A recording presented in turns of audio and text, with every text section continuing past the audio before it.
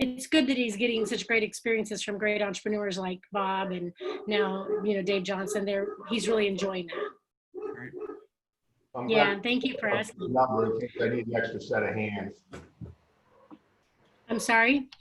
I'm glad he's close. I'll get his number in case I need an extra set of hands. Trust me, you can call on him whenever you'd like. He would never say no to you, Bob. From your lips to God's ears. Yeah, he's a hard worker, that's for sure. He likes to do that, but I think he learned that from Miss Mavis. Honestly, Richard, if it weren't for Mavis Groves, she just loved on him from day one, and he's been, yeah, nice. She was a gift in his life for sure. Morning, Randy. Good morning, everyone. How's everybody? We're good. Hey, Randy, did you hear from Jay Swearingen by any chance? Not recently, no.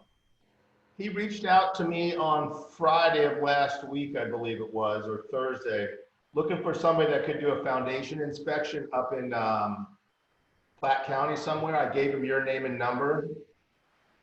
Okay, well, I know Jay, and we go back and forth communicating about his ACA group and so forth, but I haven't spoken to him recently. Okay, you might want to reach out to him, just mention our conversation. Will do, thanks. We have about 2 more minutes here.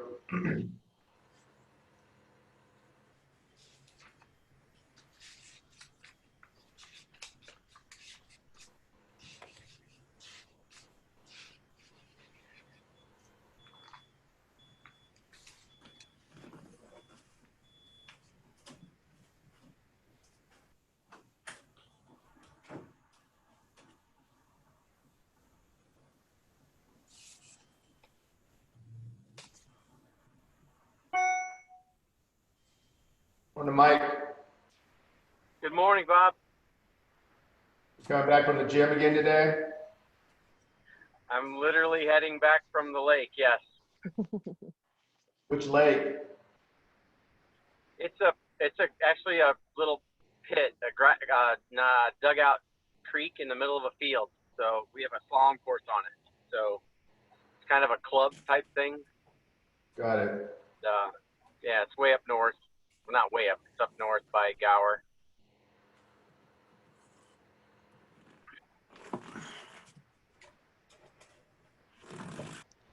All right, why don't we go ahead and get started? I'm not gonna mute people today. You can mute yourself. I enjoy hearing the dogs and the kids in the background. For those of you who are here for the first time, this is Northland Coffee Connect. We're a free weekly networking and business programming event. And obviously it wouldn't be possible to keep it free without our sponsors. And I'll give a shout out to them right now. North Kansas City Business Council, Rich, thanks for your leadership. Clay County EDC, iWorks, which sooner than later, it looks like we'll be able to start enjoying the roof over our head back there. Central Bank of the Midwest, I can't say enough about them. They've been really helpful both for the business and for our Coffee Connect over the last about 6 months in particular. StoreSafe, WorkSource Staffing. I got my WorkSource Staffing coffee cup out today, so shout out to Gary and Christy. Country Financial, Tiffany, thank you very much for your support, and Kramer Capital Management. What I'd like to do now, God willing, is go around the room. I'll call you out, maybe introduce yourself, let us know who you're with, and just tell us real quick what you did over Memorial Day weekend. Don't make it prolonged out. I don't want to hear about your arrest, but just let us know what you kind of did. I'm interested to hear what people were. Zach, we're going to start with you because you're the upper left of my particular screen, sir. You'll need to unmute yourself. Thanks. Zach Clevenger, City Council, North Kansas City. Should have the Zoom down by now with the way we're meeting virtually, but so glad to be back on Northland Coffee Connect. I always enjoyed coming down to iWorks and seeing people in person, but got to do this for now. As far as last weekend, didn't do much. Did some laundry, did some yard work, so nothing exciting.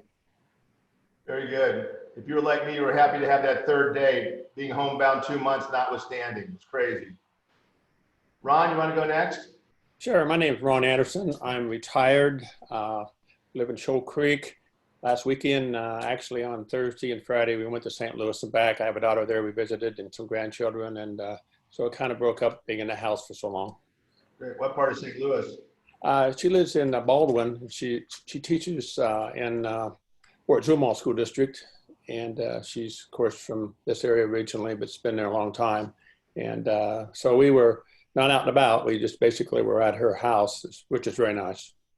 I'm eager for the day where we don't have to qualify everything that we did by saying social distancing, or we wore our masks or something like that. I'm eager for those days. I agree. Marion, would you like to introduce yourself, sir? Sure. My name is Marion Ricono, and I'm with Manufacturing and Management Consulting. We provide services for small, medium-sized companies. Also teach at Park University, full-time teaching management classes. As far as over the Memorial Day holiday, I suppose the best thing was we went to see our granddaughter celebrate her 7th birthday. We all live in Woodneath Farms, so in fact they live just down the street from us. So it was just a quick walk for my wife and I to go down there, and we did a little social distancing. We always try to stay 5 or 6 feet away from everybody. It's difficult to do with the small kids because they like to hug you, and we'd love to hug them. And we cheated just a little bit, to be honest with you. It's probably the first time since the shutdown that we did that. But I think we're through probably the worst of it now. Phase re-hugging, right, Marion? You got to have those hugs. It's good for everybody. Thank you. Renee?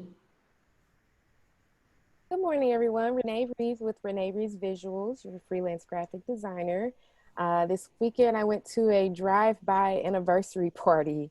A friend of mine, her husband set up for their 16th wedding anniversary was this weekend, and he had one of my friends with the giant 20-something inch speakers in the back of his truck turn on music on the side of their house, and then about 2 blocks worth of cars drove past their house waving and honking their horns and wishing them happy anniversary.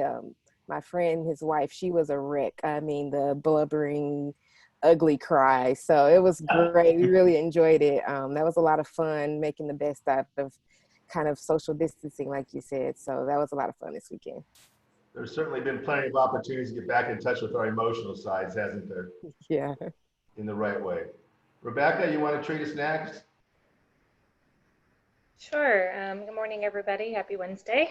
My name, covered that part, and only a half a cup of coffee, so bear with me.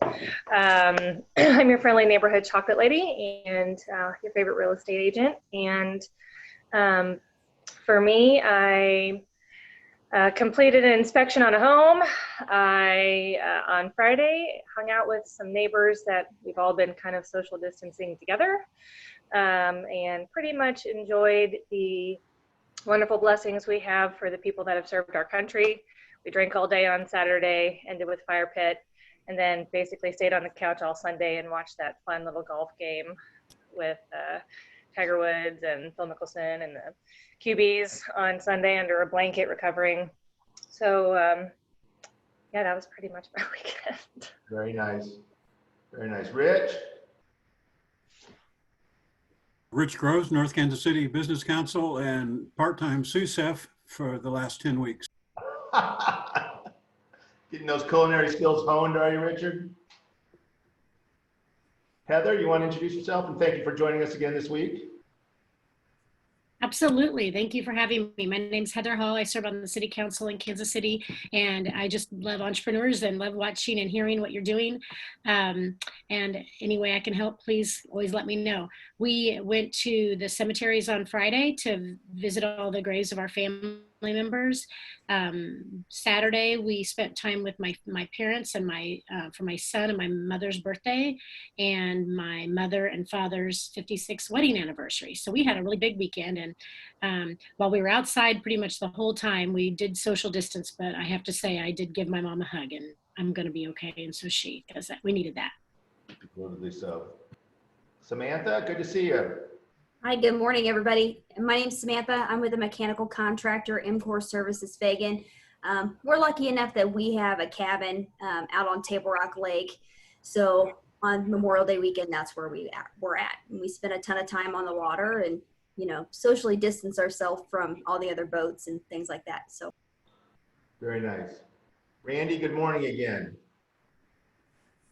Good morning, Bob. Good morning, everybody. Good to see you. Randy Smith. I own Sealed, a residential foundation repair service, and we have continued to be busy on a steady basis, which is very rewarding.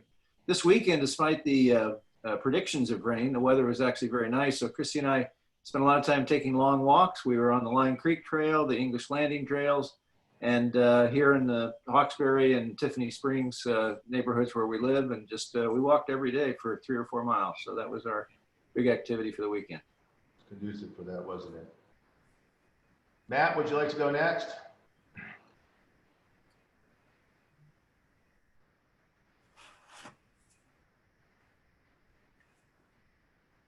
Okay.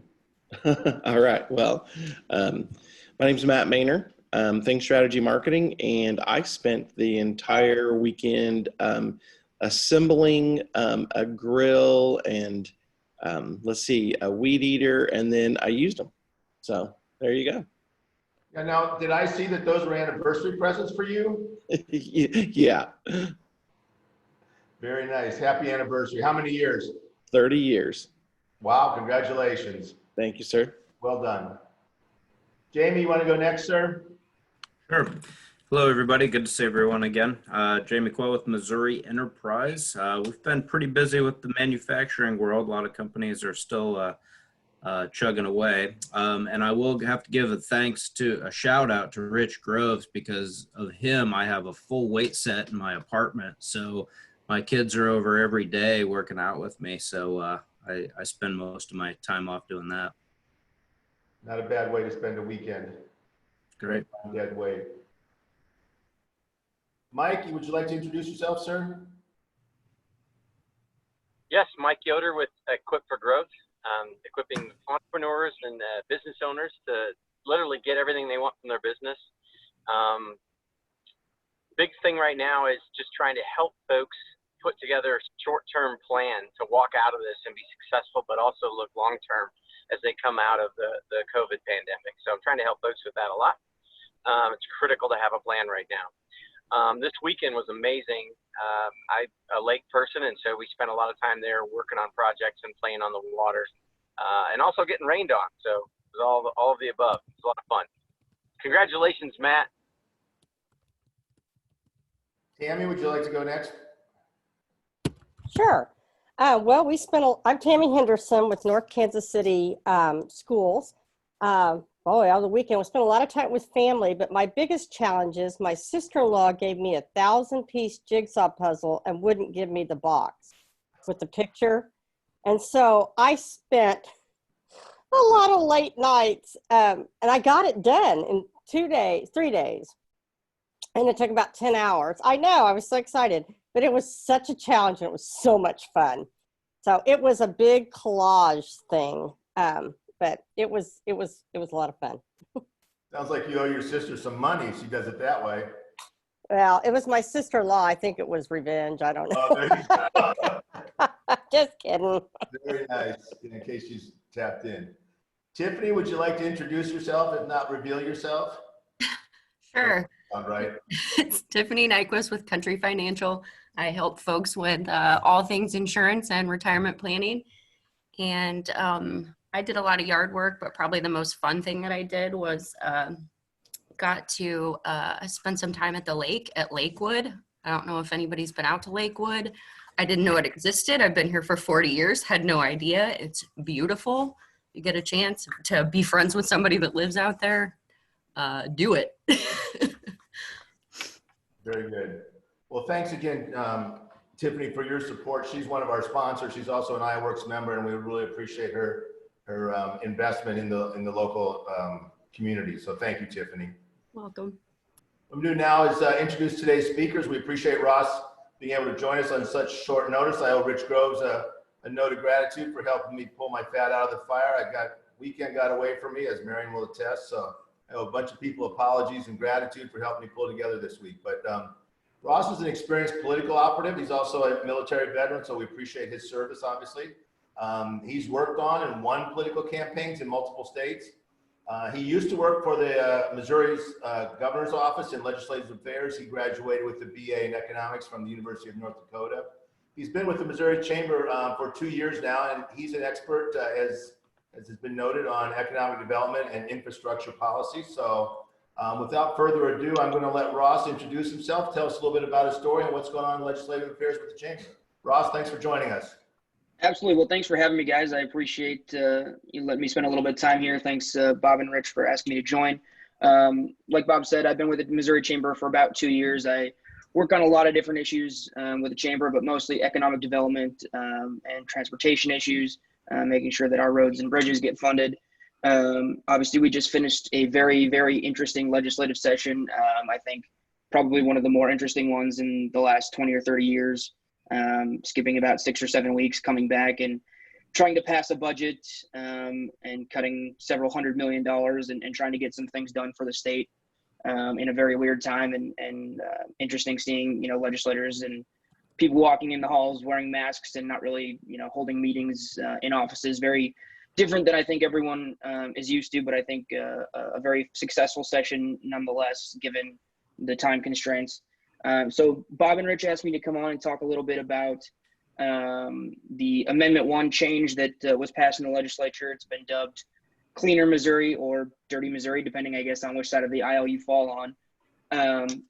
So I'll talk a little bit about what Amendment 1 or Clean Missouri did in 2018, what the implementations would be there, and then what would be passing here in 2020, or what the changes would be in 2020 if it passes on the ballot. So in 2018, a group put together a committee called Clean Missouri and basically changed the way that Missouri would look to do redistricting. For the last 100 years or so, Missouri's redistricting process has been the Republican committees in the state and the Democratic committees in the state send lists of names to the governor. The governor appoints these committees from both Republicans and Democrats. They draw the maps. The legislature approves them. And if the legislature can't approve them, the courts redraw the maps. That way, there's also specific criteria. The main criteria has always been compact and contiguous districts, trying to keep cities, counties, neighborhoods together. And so what Clean Missouri did was really fundamentally change the way that Missouri would do redistricting. It gets away from, or it gets rid of those bipartisan commissions and hands the map drawing over to a single person, the state's demographer or map drawer. This person would be nonpartisan. It would be appointed by the state auditor, and then there would be some legislative approval as well on that position. So that's one of the biggest changes that happened with Clean Missouri, is basically who's drawing the map. It went from a commission of about 20 people to one single person that's appointed by an elected official. The other big change, like I mentioned, the criteria for drawing these maps, the number one criteria has always been trying to keep districts compact, keep neighborhoods and cities together. This changes that and makes the number one priority competitive districts. So obviously in Missouri, we're a pretty red state, but you get in the heart of St. Louis, you get in the heart of Kansas City, and there's a lot of really, really blue districts. And most districts across the state, I mean, there's maybe a third of the districts are really competitive in Missouri, and the other 2/3 are, either really red or really blue. A lot of them, these districts are won in the primaries, and a lot of them don't even have general election opponents because these districts are so partisan. So the goal of Clean Missouri changing that priority list is to make all of the districts as close to a 50-50 competitive district as possible, so that all of these districts are competitive, so that we don't have 75% Republican districts in rural Missouri and 75% Democratic districts in the heart of Kansas City or the heart of St. Louis, or even Springfield, Columbia, wherever else. On top of the redistricting piece, there was also some ethics reform, namely some campaign contribution limits reductions. Obviously in 2016 was the first time that campaign contributions were put in place in Missouri. Clean Missouri lowered those limits for House and Senate candidates. It also imposed a $5 gift ban or gift limit for lobbyists. Before 2018, lobbyists could pretty much give anything and everything they wanted to a legislator. You could take them to Cardinals game and put them in a box. You could, fly them wherever you wanted in the country. Obviously, those things have to be reported, but you could spend $2, $3, $5, $10,000 on a given legislator, and that was completely permitted. Now there is a $5 limit, so I can take a legislator out for a crappy cup of coffee, unless it's at Starbucks, then probably still not. Those, even if I buy them a $2 cup of coffee, that does still have to be reported, but I am not allowed to take them out for something more than $5. So those are kind of the main things that happened in 2018 with Clean Missouri. The Republican-led legislature the last couple of years has wanted to overturn that. They actually tried to do it last year and kind of ran into some procedural snafus and just kind of ran out of time at the end of last session.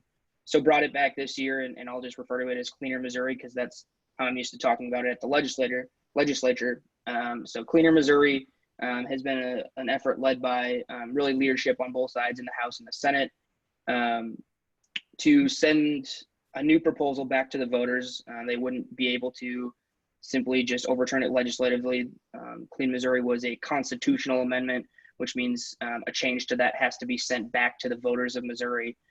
So what the legislature did was passed what's called Senate Joint Resolution 38, and that'll go onto the ballot in November, and the people of Missouri will have a chance to vote on it. So really the changes from Clean Missouri to the proposed Cleaner Missouri, really essentially just wiping out Clean Missouri and going back to what's been done before. So it would get rid of the nonpartisan state demographer that is appointed by the state auditor and go back to those commissions of Republicans and Democrats appointed by the governor. It would go back to the number one priority for drawing these maps and getting rid of the 50-50 competitive districts and going back to neighborhoods of integrity, keeping cities and counties together. That's called compacting contiguous districts. And really the goal there is, I think the way the Republican legislators talk about it is they're worried about 50-50 competitive districts. You're going to have to take, you might live in St. Charles, and to get, a 50-50 district, you're going to have to draw all the way over, and your legislator might live, in St. Joe and be connected all the way across the state like that. And I think the concern there is, you don't want someone representing your district that doesn't know anything about your district. They don't live there. Their kids don't go to the same schools as your kids. They're not from the area. So they want to get back to, keeping cities together, keeping counties together in rural areas, and making sure folks are represented by people that are close to home for them. There was also some ethics reform that was added on top, again, lowering some of those campaign contribution limits. So in the new one, it would be $2,400 for a House race, $2,500 for a Senate race. Those are the max limits that an individual can donate. And then it completely gets rid of any lobbyist gifts. So there would be a complete gift ban. Can't buy them a $3 cup of coffee, can't do anything. I think a lot of people said that, that was in Clean Missouri, the $5 gift limit was kind of what they call ballot candy, just something that people can vote on because it sounds good. And this would be a full gift ban. So that's kind of the balance here. They want to put this back to the voters. So this will go on the ballot in November. It'll be interesting to see what happens. I don't have a crystal ball, but I know the folks from Clean Missouri have been putting a lot of money into their campaign account in the last 6 months. I think they've put about $1 million in there. So I think they're ready to fight this fight. So that's kind of my little spiel. I'm happy to take questions on that or anything else that happened at the legislature. Happy to do my best to answer any of those questions or anything else you guys want to pepper me with. What, just a general point of questions on that. What position has the chamber taken on this? So we haven't officially taken a position. I imagine we will end up being for this new redistricting for Cleaner Missouri. We were opposed to Clean Missouri in 2018, so nothing official yet, but we will be supporting Cleaner Missouri. Heather, you want to chime in? Well, good morning, Ross. Thank you, first of all, for your service to our country. That is extraordinary. Thank you. I appreciate it. So in Kansas City, Missouri, we don't do everything right. We don't do a lot of things right. But what we do right, according to our charter, is we've had for a long time term limits as well as campaign contribution limits.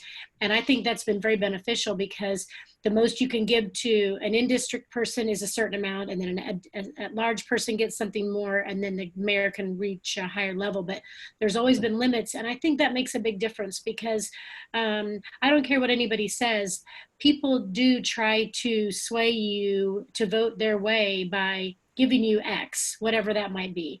And they're depending on, you can't measure your integrity versus my integrity because it's different for everybody, but what level you'll take or accept versus what they'll accept might be different, and it may be no big deal to you, but it's a big deal to them. So there needs to be parity in that, and I think by doing the consistency of the limits is important. So I'm pleased with that. I didn't agree with the Clean Missouri. Let me just say, the first ballot initiative, I wasn't supportive of that, but I'm more supportive of what you're talking about with doing this and saying certain. And then the other thing is too, the actual allocation of the district boundaries that are drawn. Sometimes they are so messed up that you can't even hope to live where your constituents are because of the way of the geography of it. And I know for me, obviously I'm at the most, and Zachary and we're at the most intimate level of legislation with our constituents. I mean, I can't go anywhere without somebody asking me about a pothole or their light being out, or when am I going to fix their curb or gutter. And that's the way it's supposed to be. You're supposed to be able to walk and talk with your constituents daily so you can hear what's going on, so you can fix their problems. And so to make sure those boundaries are tight and drawn right is really important.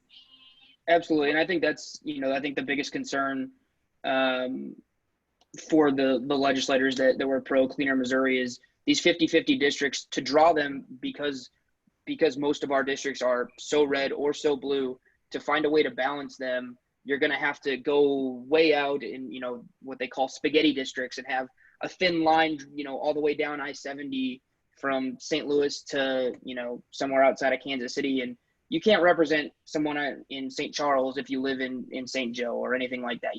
You don't understand their issues because you don't live in the community. Your kids don't go to these local schools. You don't shop at the same places as these folks. You don't drive over the same potholes as them. So it's really hard to understand what your constituents need if you don't have any idea of what their life is like in their community. So I think that's a huge concern that's trying to be addressed with Cleaner Missouri. Heather, you called out Zach. I want to get Zach's quick interpretation. For those who don't know, Zach sits on the city council there at North Kansas City. Well, as far as, the Cleaner Missouri, I haven't studied a lot about it.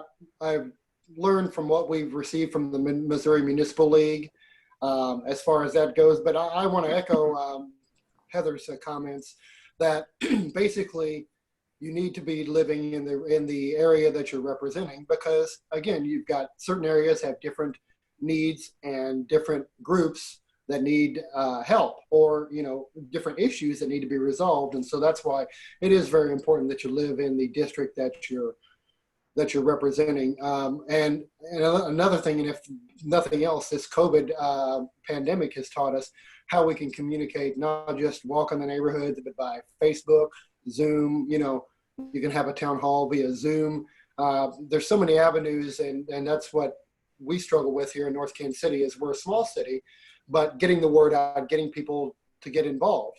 You can put out different channels of information on Facebook, on the city website, through the local magazine that we have, The Connection, but the people have to want to find the information as well. So that's my take. But as far as Clean Missouri, it sounds like I would probably be supporting the new ballot initiative. Got it. Ron, did you have a question? I know Tammy had a question. She made a comment in the chat. Do you want to articulate that, Tammy, for us? Yes, thank you. As an active member of the Northland Chamber of Commerce and several other civic groups, one of the provisions in Clean Missouri made it very difficult for chambers of commerce and even school districts and business organizations to have times to sit down with lawmakers to discuss community priorities in the venues they were used to, i.e. a legislative breakfast, introduce their priorities. We would come to Jeff City every year and have a dinner, invite the lawmakers to come. You know, great opportunity for them to kind of discuss with the business community what they saw important and recognize our priorities and whatever. Clean Missouri really had a stifling impact on that. I know at one point there was an interpretation, a legal interpretation that kind of existed from that. Do you have any idea how Cleaner Missouri is going to impact that? Yeah, I mean, I think I don't think it'll have a huge impact. I think that's going to be a court interpretation. Obviously, the reason for that is the $5 gift limit. Again, this would be a complete gift ban. But I think that's still a thing that is being fought in the courts. I know we run into the same issues.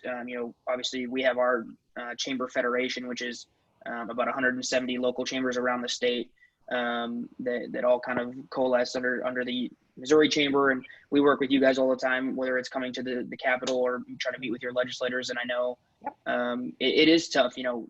It's a lobbyist gift ban, and a local chamber of commerce isn't really a lobbyist or whatever civic group, whether it's a school community or whatever. When they come to the Capitol or even meeting in the district, having their weekly or monthly lunches, those aren't lobbying events, but those have been kind of gifted out and considered a gift, so that now a legislator has to pay instead of being able to come in and have a $20 lunch and talk to you guys and answer questions from their own constituents. Now they have to pay $20. Well, if you represent, if you're in St. Louis or Kansas City and you have 5 or 6 different municipalities, all with different neighborhoods and, a dozen chambers of commerce and all these other groups, every one of them has a weekly and a monthly lunch that costs $20. And, that's, you're talking a couple $100 a month every month for 2 years, 4 years. That's either a lot of campaign contribution money that they have to give up or a lot of personal money that they have to put in or they don't to go. Yeah. And that's the thing is they're not willing. A lot of them aren't willing to spend that kind of money, so they don't come and interact with their constituents. So that's, I think, been one of the biggest downfalls of Clean Missouri that I think was unanticipated. I don't think that would change a lot.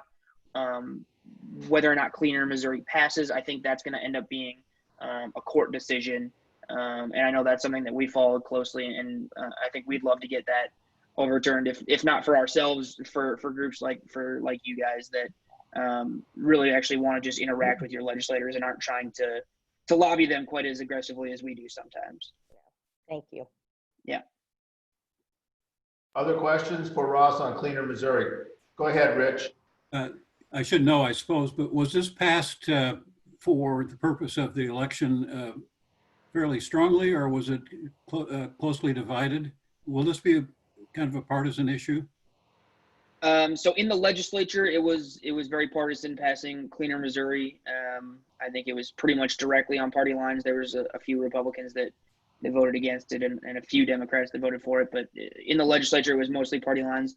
In 2018, Clean Missouri passed, I think overall in the state with 59 or 60% of the vote. Don't hold me to that, but a pretty significant vote. I don't think it's a partisan issue. I think, and I think the way that 2018 played out is they did a really good job of not talking about the redistricting part and talking about the ethics reform and no lobbyist gift bans, campaign contribution limits. So I think the people that voted for it, not to speak for all of them, but I think there was a big push to get them to vote for it because of the ethics reform and not so much because of the redistricting piece. So I think it's not necessarily a statewide partisan vote, but the people supporting it or opposing it financially are pretty partisan. It seems to me like it's going to be very difficult to get the average voter's attention to see why this is important. Clean was good.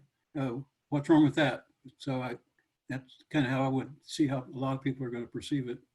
Yeah, no, I think you're right. It's definitely an uphill battle, and I think a tougher battle than it was to pass Clean Missouri. And they had a midterm election this year. There's going to be a governor's race on the ballot. There's going to be, a presidential race on the ballot, a lot of other things that people are going to be focused on. It's going to be tough to get the message out, just because those campaigns are going to take up the airways. I know, like I mentioned, the Clean Missouri folks that are going to try to defend what was passed in 2018 are going to have a lot of money. I think they spent about $5 or $6 million in 2018, and I think they've probably got 1 or 2 in the bank right now, and those donations are constantly being funded. I think they have a group or an individual out of Texas that is mostly funding them. Not sure, if there is a group, I've heard whispers, but nothing solid of who's may or may not be funding Cleaner Missouri, but haven't seen that money start to come in yet. So that'll obviously play a big role of, whether or not they can hit the funding to be able to get this passed. But it's definitely an uphill battle. You're right. Heather, you had a question? So the campaigns are telling all of us that we have to have campaign limits. Do they have campaign limits on how people are funding their PR campaign? No. Are you talking about like the people who fund Clean Missouri? Right. The PACs, the groups, whoever's doing that. No, Don't you not think at there's all. a little bit of a discrepancy in that? Yeah, absolutely. And that's kind of, before 2016, Missouri didn't have any contribution limits. That was imposed in 2016. And kind of what happened then is a trend that's kind of happened nationally as these things kind of, progress across states is, before candidates just had their own campaigns, their own campaign fund, and they would fund everything through there because there was no limits. And now they have limits. So every candidate has their own PAC that, has, you can donate $2,500 to my campaign, account, but you can donate $1 million to my my PAC, and that's even at the House and Senate level, is including the state level. So that, as soon as those campaign contributions came into existence in 2016, they were pretty much, right away avoided. There's a workaround. Everyone created their own PAC, and it's a little bit more work, but they've worked around that. So yeah, I mean, and 501c3s, the independent expenditure groups, they don't have limits on what they can raise. They can, go to a billionaire and say, give me $10 million for this campaign. And that's what a lot of them do. So a little bit of irony there for sure. Yeah, there's a lot of irony, I think, for sure. And also, just to be clear, this Clean Missouri did not affect municipal legislatures, only state and federal government, correct? So, and maybe even county. So it means not that Zach and I are saying, hey, you can take us out to spend more than $5, but what we're saying is, my understanding is this is just at the state and federal level. Is that correct? That's correct, and it's actually just the state level. It doesn't. The federal guys have their own rules on that. But this is just for state House members and state Senate members, not necessarily the executive branch, the governor and Secretary of States and those folks, but the governor, obviously, Governor Greitens in 2016. I think his first act was a no taking lobbyist gifts from for the entire executive branch, and Governor Parson has kind of kept that and abided by that for his team too. So the governor has an executive order that really no one from the executive branch can take that either. So this is just for legislators in Missouri. Any other questions on Cleaner Missouri? Ross, we always like to get a little context for our speakers, kind of the journey they've been on. You gave me a nice bio, but maybe a little more background, how you end up from North Dakota to Jeff City, and maybe what branch did you serve in, and sort of your any war stories you have from your political campaigns. Absolutely. So I grew up in North Dakota. It's really cold there. So the first chance I got to get out, I did. When I was 17, I actually graduated high school a semester early and went to basic training. And that was my first foray into Missouri. I came down to Fort Leonard Wood and did my basic training here, became a medic in the National Guard. Went to college at the University of North Dakota. During my senior year, got deployed to Afghanistan, spent about a year there. Came back and had one semester left, finished up school. And as I was looking, I was actually planning on starting law school the next year. And during my time in college, I'd been involved in campaigns across the state, working for parties and candidates and things like that. And as I was kind of waiting to start law school, a guy decided to run for governor and asked me to join his team. Kind of a long shot, but we ended up winning the primary there. And so that was kind of my first statewide race. But in North Dakota, we don't have Democrats. None of them, none. Everybody's Republican in North Dakota. Even the Democrats are Republicans. So we don't have general elections. We just have primaries. So I was looking for something a little bit more exciting after the primary. Got a call from a friend that said, hey, come to Missouri. There's this guy named Eric Greitens who's a Navy SEAL. We're trying to get him elected governor. So I came down and spent about 3 months on the Greitens campaign. Ended up working in the governor's office for Eric for about 6 months. Before I left, luckily before things went downhill quickly and very hard. But I moved to Nevada. I lived in Vegas for about a year, managing a governor's race out there in Nevada, and then moved to Minnesota for about another year in 2018, managing a congressional race out there. So like I said, kind of been all around the country, which is a lot of fun, but also really exhausting and pretty lonely. Thank God I have a dog, both now during coronavirus and back then, because I spent a lot of time talking to her and she doesn't have to talk back to me. So that's nice. And at the end of 2018, I was kind of looking for something a little bit more stable and a little less bouncing around. And Dan Meehan, the president of the Missouri Chamber, who I knew a little bit from my time in the governor's office, called me and said, hey, I need a lobbyist. Come back to Missouri. And it was really cold in Minnesota. So I said, sure, why not? And I've been here for about 2 years now, working for the chamber. And yeah, that's kind of my story. That's how I ended up here for, I guess, the third time. So, yeah. Very nice. You don't look old enough to have those many miles on you. So congratulations. Well, I appreciate that. I feel old when I get up in the morning, but. How about talking to us a little bit about the chamber? I note that on your bio, it says Missouri Chamber of Commerce and Industry. Is that different from a chamber that we might otherwise recognize? And maybe give us an overview of the chamber's mission there out of the center part of the state. Absolutely. I mean, I think we're a pretty standard statewide chamber. Obviously, chamber and industry, I think they all have different names. I think part of the reason that we're the Chamber of Commerce and Industry is, about 40% of our membership is manufacturing and industrial, something that's obviously big in Missouri. So I think that's the reason for that. The Chamber of Commerce, our mission is to make Missouri the best state in which to do business and make it the best for all businesses in the state of Missouri, and because of that, we do a little bit of everything. We get involved in every issue in every different, realm. We do a lot of tax policy. We do healthcare. We do, workforce. We do energy and environment type work.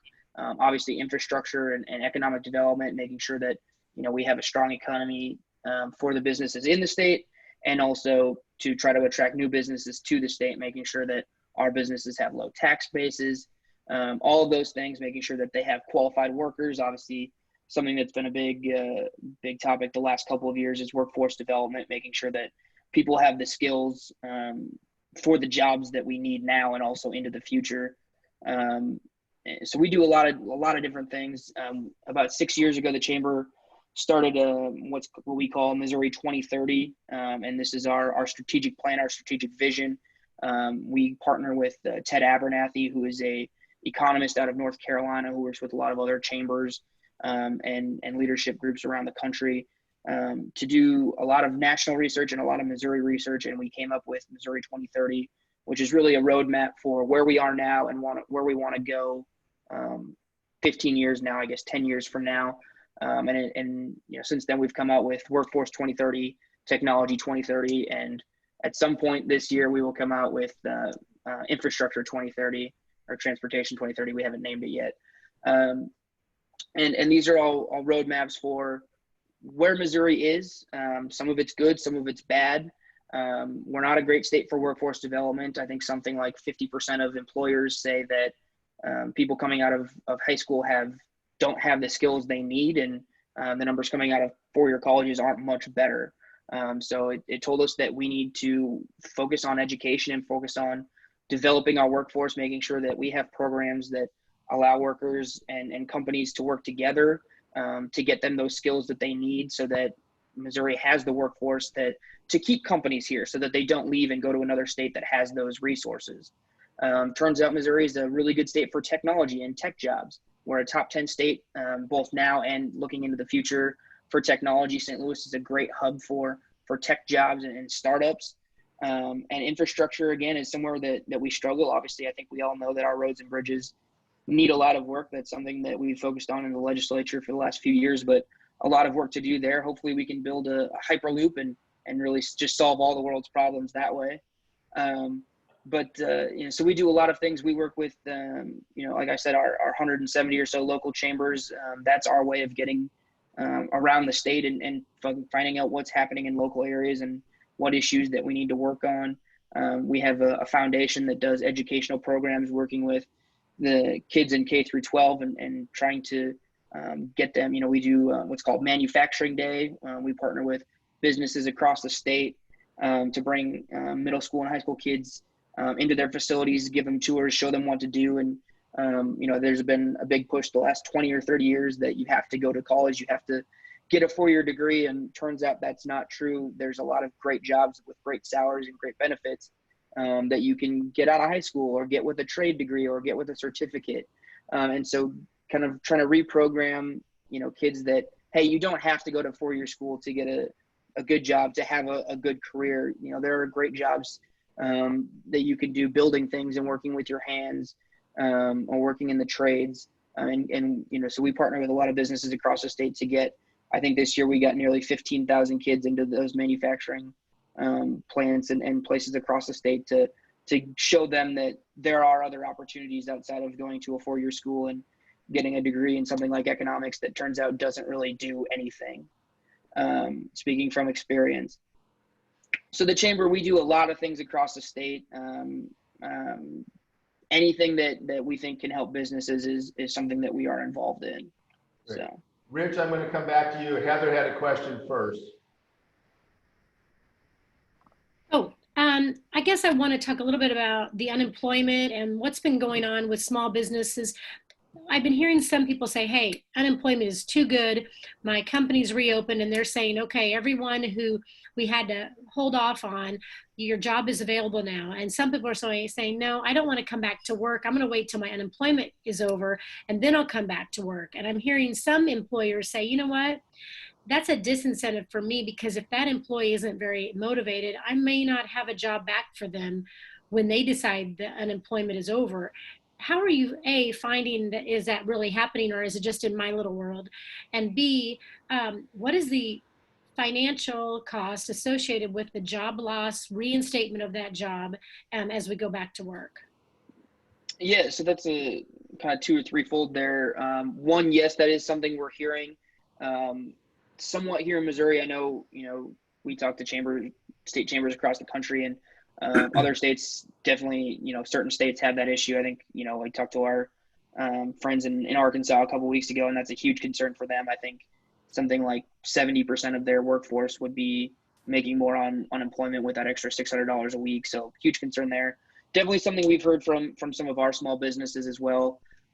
So technically, if you're getting that extra $600 on unemployment from the federal government, if your business, if your company says come back to work and you say no, then technically, according to that law, you no longer are eligible for that $600 a week on top of normal unemployment. The problem is it's really hard to enforce that. There's a process that the business has to go through and say, hey, I offered them their job back. They said no.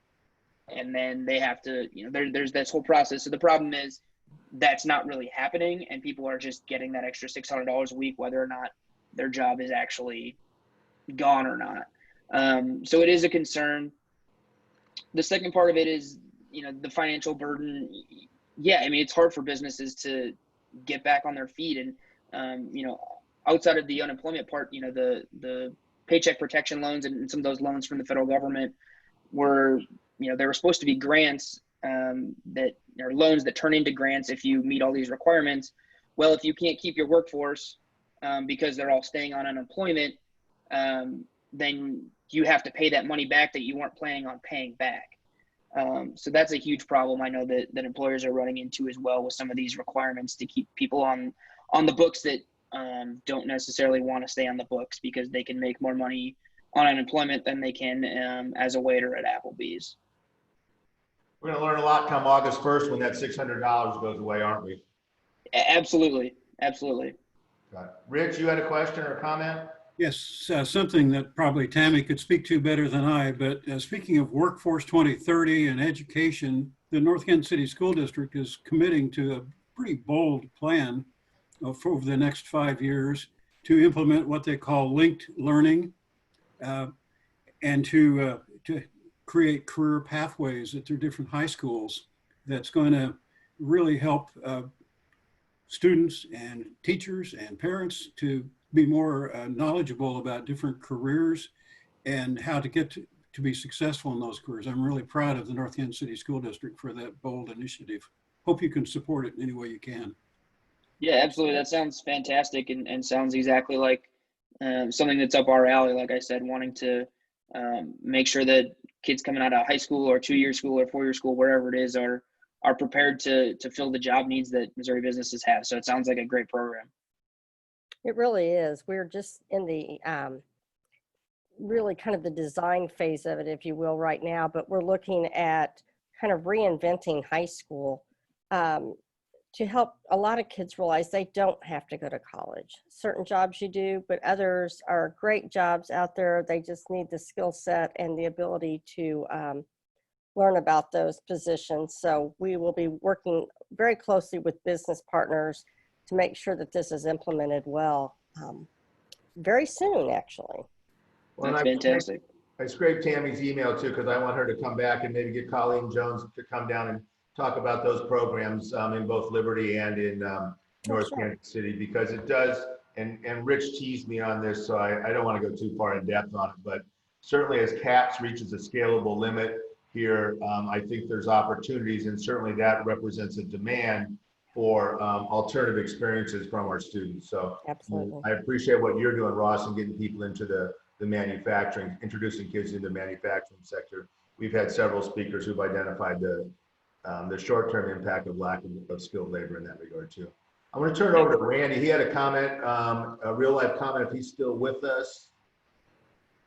There he is. Sorry, Randy. Talk about your wife a little bit on this dichotomy and disincentives. My wife works for a retailer here at Zona Rosa, and she's on furlough, has been since April 1st, and they are now getting prepared to reopen. The J.Jill chain is reopening their stores around the country. They have offered her basically her former position back, and she's delighted to do that. But they were very clear to her that if she said no, that she would go from furlough to being laid off, and she would not be eligible for unemployment benefits after that. That didn't factor into her decision, but she doesn't believe that she could just simply stay home and continue to collect the $600 bonus. My sister-in-law works for Jack Stack, and she's really between a rock and a hard place because, you know, they want her to come back. And I will say Jack Stack was one of the, by my strictly this person's observation, they were creative in how they tried to meet the PPP obligations, and on their limited and drive up scale, they were paying their workers $20 an hour to meet those salary requirements. That's going to go away on June 1st, and these servers are being asked to come back at $4 an hour, you know, basically feeding 1/4 the number of tables. And so it's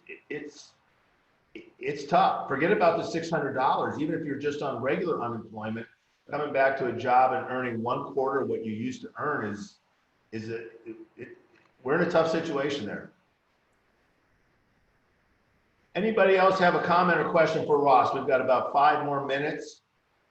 Nothing says we can't. I noticed you mentioned Ross was from UND. UND, most people know, has a great aviation program, and the commander of this afternoon's SpaceX flight is a UND grad. Both he and his wife are astronauts. She's retired. And I know this because a good friend of mine for many decades in the aviation industry is another UND grad, and he spent time with the Commander Hurley and his wife. So congratulations to UND. Rebecca, Ross, you're still on mute, bud. Oh, yep. Great aviation program. It's always fun to hear those stories. A lot of friends of mine that are pilots, which was really cool in college. And then I've been on a few of the planes that they've flown and remembered that I'd never really saw them studying, so that was a little concerning. But I landed every time. So. Rebecca, you get the last word today. Okay, well, I'm going to go back a little bit. So legislature and all that kind of stuff is not my usual choice reading. But I just, want to kind of comment on the whole distance legislature, as far as the redistricting goes, and how awkward it would be for somebody in St. Joe to try and, do that capacity job for somebody in, say, St. Charles. As a real estate agent, we come across that all the time. I'm licensed in the great states of Missouri and Kansas, but I really only know the Kansas City and closely surrounding areas. I go out to maybe as far as Oak Grove. I might go out to, say, Leavenworth, north up to Trimble or Gower, and then south into Johnson County. But beyond that, my scope becomes really challenging to find somebody a home or to sell their home in those areas.